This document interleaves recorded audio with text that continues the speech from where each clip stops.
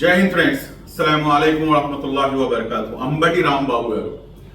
అంబటి రాంబాబు గారు అని చెప్పేసి సంబోధించడానికి కూడాను ఒకసారి ఆలోచించాను నేను. కానీ ఏదైతే మనకున్నటువంటి పెంపకం కానివ్వండి, లేకపోతే ఏదైతే పార్టీని మనం అనుసరిస్తున్నటువంటి విధాన శైలి కానివ్వండి, లేకపోతే ఏ నాయకుడిని అయితే మనం మన నాయకుడుగా అధినాయకుడుగా మేము భావిస్తున్నామో అతను చేస్తున్నటువంటి ఏదైతే ఒక డిసిప్లిన్ ఉందో ఆ డిసిప్లిన్ అయితే మమ్మల్ని అంబటి రాంబాబు గారు అని చెప్పేసి పిలవటంపై మమ్మల్ని ఫోర్స్ చేస్తుంది. కానీ మనస్ఫూర్తిగా చెప్పాలంటే మట్టుకు గారు అని చెప్పేసి కూడా సంబోధించకూడదు అని చెప్పి అనుకుంటాను. ఎందుకంటే ఈయన సోకాల్డ్ పెద్ద మనిషి. ఏం పెద్ద మనిషి అండి? గంట అరగంట.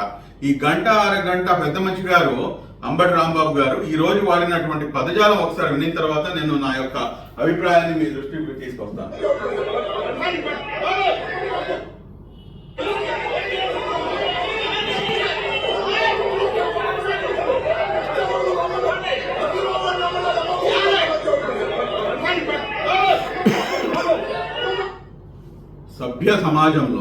సభ్య సమాజంలో అది కూడాను ఒక హోదా మీద ఉన్నటువంటి వ్యక్తి, మాజీ మంత్రిగా చేసినటువంటి వ్యక్తి, ఒక సీనియర్ నాయకుడు, అన్ని పైన కింద అన్ని కూడాను పండిపోయినటువంటి వ్యక్తి వాడేటటువంటి భాష, ఆ భాష నేనైతే దాన్ని నేను రిపీట్ కూడాను చేయటం అనేది కూడాను నేను సమంజసంగా భావించను.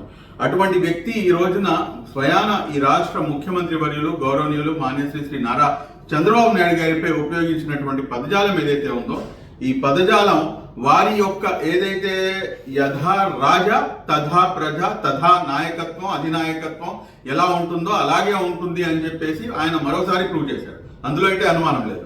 కానీ ఈ రోజు గమనించాల్సినటువంటి అంశం ఏంటంటే లడ్డు వ్యవహారంపై, తిరుమల తిరుపతి వ్యవహారంలో జరిగినటువంటి ఏదైతే లడ్డూలో కల్తీ నెయ్యి ఏదైతే వాడారు అని చెప్పేసి ఏదైతే వ్యవహారం ఉందో దానిపై ఒక ఫ్లెక్సీ అనేది ఏర్పాటు చేస్తే ఆ ఫ్లెక్సీకి ఈయన చేసినటువంటి రాద్ధాంతం.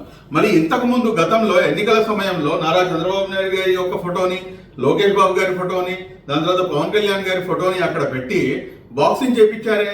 దాన్ని ఏమంటారు అంటే ఇంత చిన్న ఒక ఫ్లెక్సీ ఏర్పాటు చేస్తేనే మీరు తట్టుకోలేకపోయారే. మరి అలాంటప్పుడు మీరు చేసినటువంటి పనికి అప్పుడు ఎంతగా మన వైపు నుంచి రియాక్షన్ రావాలి, తెలుగుదేశం పార్టీ శ్రేణుల వైపు నుంచి రియాక్షన్ రావాలి.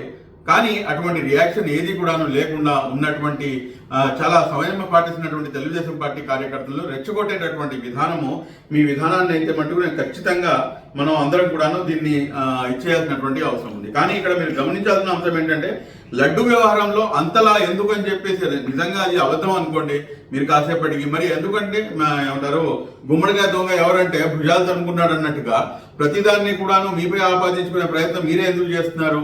కాబట్టి మీరు అందరికన్నా ముందు ఏంటంటే ఈ వాడినటువంటి భాష ఏదైతే ఉందో ఈ భాషకి ఖచ్చితంగా సమాధానం ఇవ్వాల్సినటువంటి పరిస్థితి ఉంది. ఈయన్ని బేషరతుగా ఆయన వచ్చి మీడియా ముందుకు వచ్చి క్షమాపణ కోరాలి. లేదంటే కనుక ఈయన్ని ఈ రాష్ట్ర రాజకీయాల నుంచి బహిష్కరణ గురి చేయాలని చెప్పేసి కూడా నేను ఈ సందర్భంగా డిమాండ్ చేస్తాను. Thank you very much. జై హింద్.